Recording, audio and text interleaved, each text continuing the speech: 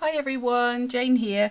Today I thought I would do a quick flip through of this book from Marta from Maremi's Small Art. I've had it a little while, but I just hadn't got around to using it. It isn't one of the most recent releases, it's one of the older releases, but I thought it's quite nice sometimes when books have got popular, which Marta's have, to go back to some of maybe the earlier ones that people may have missed that they might find really, really useful. Now for me, mushrooms, toadstools, fungus, I don't know why. I love them. I've loved them. I did a project on them when I did my biology A-level, and so they're just something that fascinate me. So when I saw this, I really did feel this was one of the books I had to have. Now it says volume 1.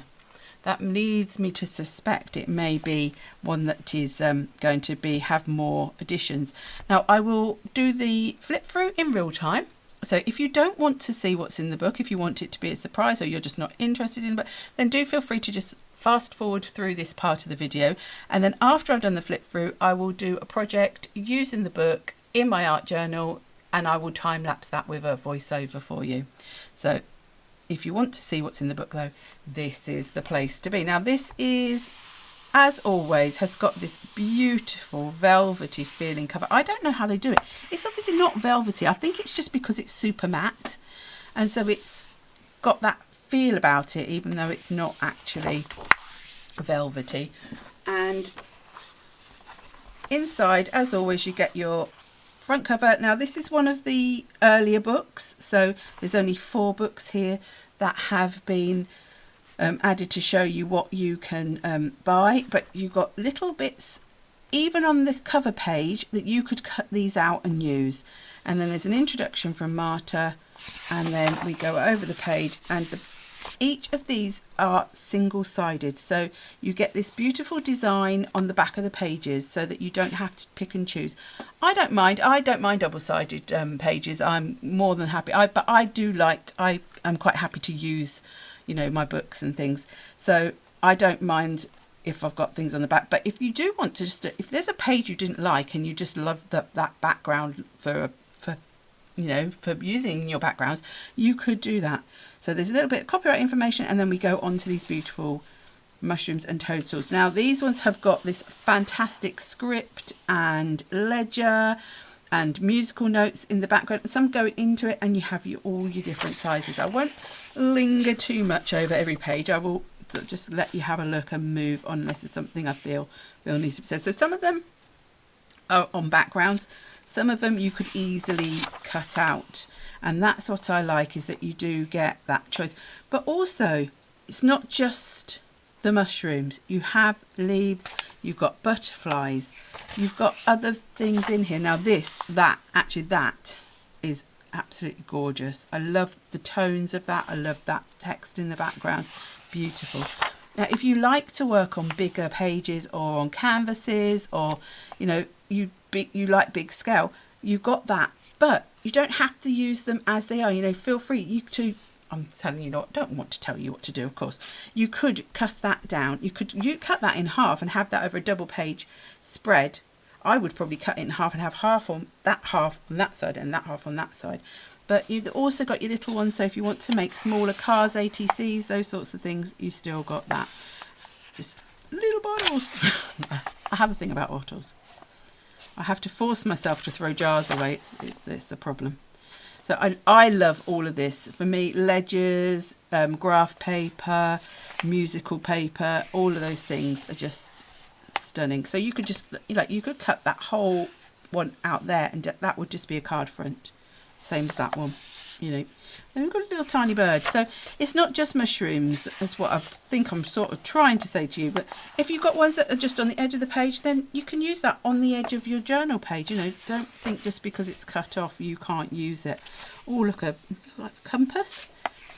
And you've got different tones, you've got different styles, you've got different sizes. I just love it. Now, obviously, some people might go, oh, I don't want that many mushrooms. There is also the Fairies in Bloom, which I bought because it had the fairies and a selection of mushrooms.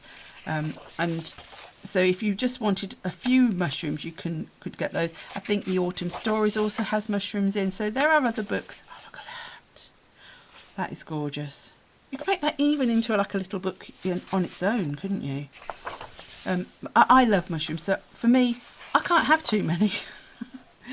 And oh look, so as well as the mushroom, we've got some leaves. We've got some it's like a seed head of some kind. We've got flowers in there, so don't think of them as just being also for autumn. You know, with the flowers, they could be like in the springtime. I know you do traditionally sort of see them more in the autumn. We like, oh, I love the wood and things like that. But you know, any time of year, mushrooms for life, not just for autumn. And oh, so again, look, the whole page with so many on there, and then your traditional sort of what you think of as in a fairy ring. Is it fly agaric? I think it's called. I used to know a bit more about mushrooms. I've lost my knowledge over the last years. So I just love this. Oh, and these are more like the fancy ones that you cook with. I was going to say shakru, something like that. I wouldn't know. I wouldn't be able to pronounce it. But absolutely stunning. And even at the back, look, some little animals. So we've got mice, like is it a polecat or a stoat? I'm not sure. A squirrel, snail, rabbit, birds. Beautiful. And then, as always, you get your bonus page at the back. And this is just a selection of inspirational ideas of what you could expect to find in the other books. I think these are all unique, so you won't find these exact elements in another book, but for example, that's the butterfly books, the botanical books, you know, the fairy books, so that it gives you an idea. And then a piece of information about Marta's YouTube channel and Facebook group. And then, as always, the back is just as stunning as the rest of the book. So that's a sort of a very quick flip through of the Fungus book. So if it's something that you would be interested in, just to give you an idea, you know, if it's not, then it's still beautiful to look at. I would sit and look through these books for hours. I just think they're just stunning. But the main thing is to use them, and I do love using them. So I will now use this in an art journal page. So if you would like to stick around, that would be fabulous. And if you do enjoy the video, do please pop it a thumbs up, and if you haven't already subscribed, if you would subscribe, that would be lovely. And I'll see you again soon. Okay, so I decided today that with my project I wanted to start off a little bit different to usual. I've just decided to start with some stamping, and I've picked out a couple of stamp sets. I'm not sure if they're available. I will list them in the description box as always. But as always, I would also say use what you've got. So this first one is a stamp by Darkroom Door, and I'm using Archival inks because I don't know what I'm going to put over the top of them. Well, I know I'm going to put Collage, so I know I'm going to need them to be waterproof. And I use the Evergreen Bough Archival ink. And now this is a little stamp set by Polkadoodles, which is a UK based company, and it's got 3 different script sort of stamps in it. So I wanted one that's really tiny text, and I started off by using the Sepia Archival, and then I decided it wasn't very dark, it wasn't really showing up, so I've gone to the Versafine Clair Acorn colour. And this is also a waterproof ink, so even though it's a different sort of ink, it still will work with the collage medium. I wanted to add a bit of colour. I've decided to sort of go with a vintagey, browny, sort of earthy tones, and I'm going with distress inks in antique linen and tea dye, and I'm using my little blending sponges to add colour around the sides of the page. So I started off with the antique linen to add a little bit of colour, then I'm adding in some stenciling as well. I'm sorry, but I really do not remember who this stencil is by, because I do tend to take things out of packaging and things like that, and so it's a beautiful leaf one. I really do like this stencil, and I'm using the tea dye distress ink through the stencil as well to add a little bit of interest in the background of the page, the spread I should say, because it's more than one page.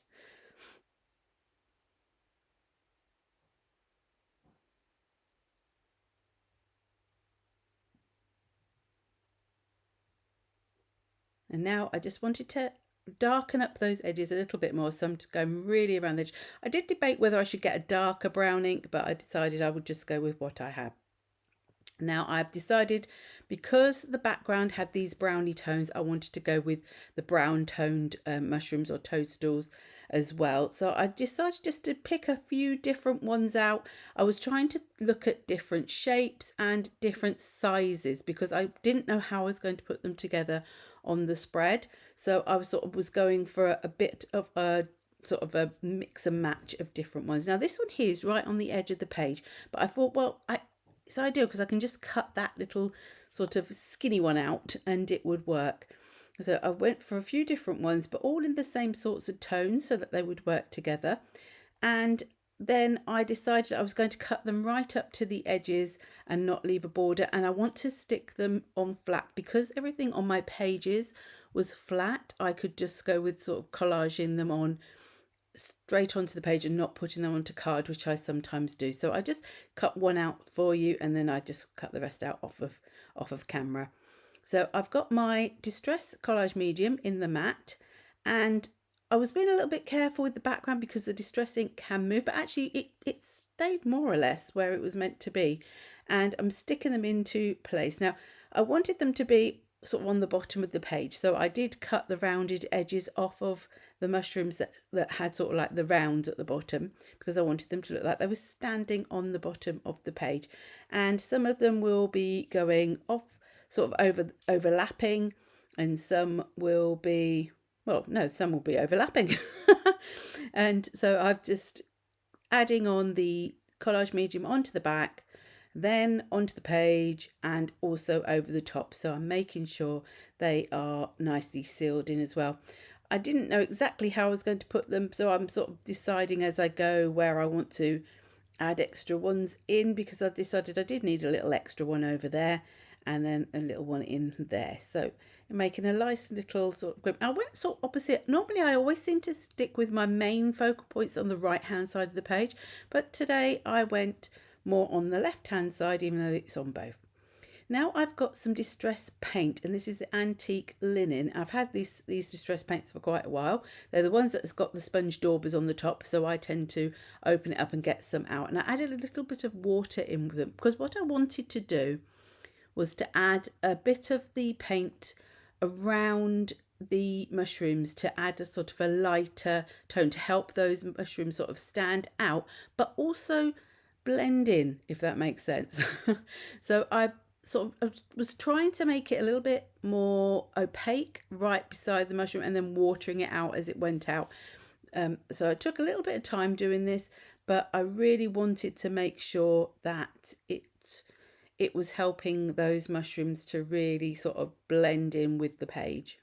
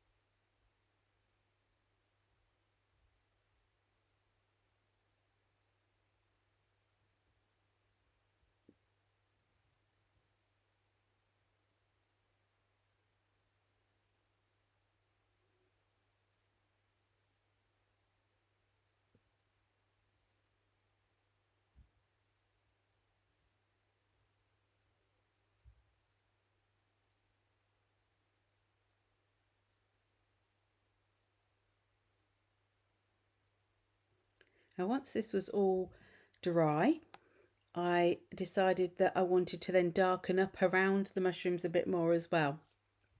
So I've got an Inktense pencil by Derwent, and it is the bark colour. And so I was adding it around the edge of the mushroom and then watering it out. And these do dry permanent. So what I wanted to do was sort of add a layer, then I did dry it, and then off camera I added a little bit more. So I'll just do sort of half of this on camera and then cut to when I've done it all, because it did take me quite a while. I found it it's quite a nice sort of mindful activity to do. I quite enjoy doing it, but it really does help with blending those images into the rest of the page. And one of the good things about having the distress collage medium over the top of the images is that it sort of forms a little bit of a resist. So if you get any of the paint or any of the pencil where you don't want it, whilst it's still wet, you can sort of wipe it away so that it's not sort of staying on those images. So I was trying to get it darker near to the images and then sort of watering it out to become a little bit more faded as it moves away from the image.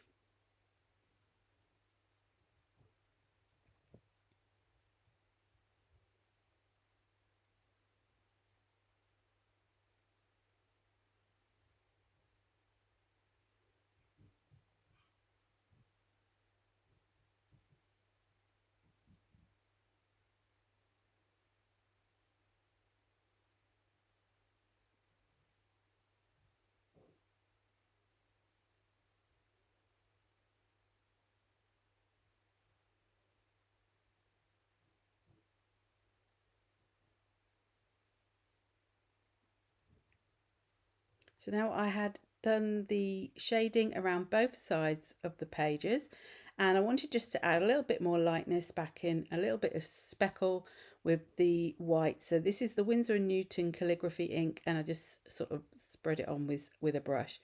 And finally I wanted a sentiment, so I'm using one of the Tim Holtz Small Talk, add a bit of ink to add some colour and sticking it on my cosmic shimmer. So if you enjoyed this video, do please give me a thumbs up. If you haven't subscribed, I'd love it if you could join us. And thank you very much for watching today, and until the next time, bye bye.